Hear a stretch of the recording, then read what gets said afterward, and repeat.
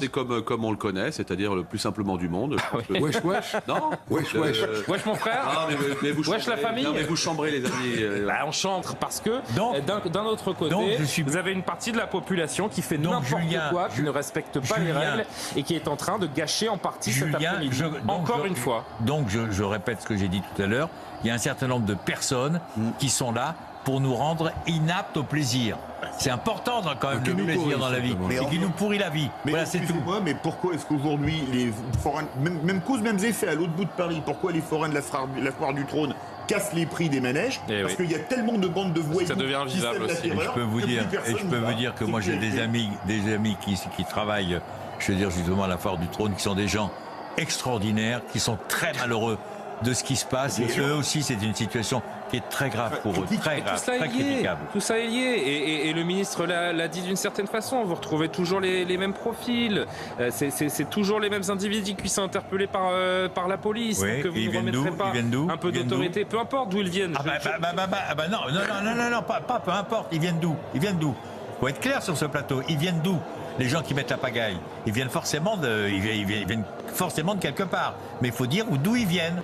C'est des gens qui ont des problèmes dans la vie, qui ont été mal élevés, qui ont été mal éduqués, qui viennent, parce qu'on n'ose pas le dire, ce sont des ex-ultras qui ont été virés des ultras normaux, entre guillemets, et qui se vengent en venant foutre la pagaille, notamment à Paris. Ce sont aussi des gens de la banlieue. Faut pas avoir peur de le dire. C'est la vérité. On n'ose pas le dire. On ne va pas dire non, on va pas encore accuser la banlieue. Eh ben moi j'accuse la banlieue. C'est la banlieue qui met la pagaille. Il n'y a pas que ça. Non, mais attends, Karl, je sais que tu es mieux placé que moi. Je te dis simplement que la grosse clientèle des gens qui mettent la pagaille, malheureusement, je dis bien malheureusement, ça vient de la banlieue, malheureusement. Il n'y a pas que, mais ça vient en grande partie de la banlieue. Bon, je pensais qu'on avait parlé du Paris Saint-Germain Football Club et on est au Football Club du Yaka Faucon là. En un claquement de doigts, on peut aussi refaire le monde. Mais c'est pour ça qu'on est là. Qu'est-ce qu'il faut faire, Karl? Qu'est-ce qu'il faut faire? Il faut fermer les yeux sur ce qui est en train de se passer? Non, je dis pas du tout. Je dis que tout ça commence évidemment par un travail de terrain, de proximité avec toutes les associations qu'on peut avoir à la fois dans nos quartiers, mais aussi avec les villes, les conseils locaux de prévention de la délinquance. Si vous voulez commencer à changer un petit peu le cours des choses dans ce pays, parce que... ça fonctionne. Vous avez des collectivités avec lesquelles ça fonctionne. Et Jacques, je précise que les paroles que vous prononcez, les avis que vous émettez vous appartiennent. Il faut savoir aussi raison garder dans la façon dont on globalise les choses. Sur la façon dont vous décrivez les profils qui sont à mettre en cause. Mais j'en suis convaincu. Et la liberté est totale sur ce plateau. C'est mon rôle aussi de dire que vos propos vous appartiennent.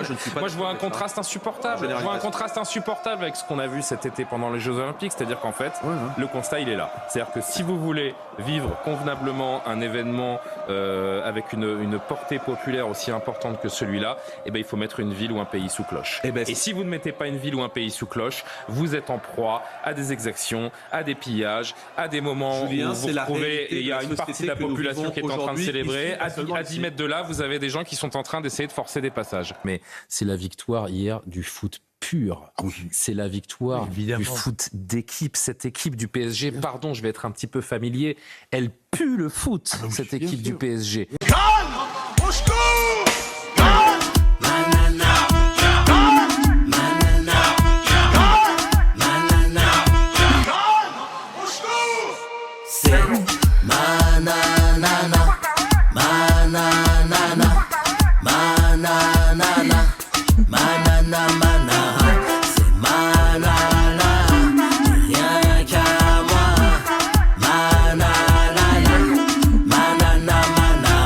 La chanson de l'été, Nana Manara de Nicolas Malone sur Spotify, iTunes, et bien sûr Deezer pour bouger, danser, se remuer.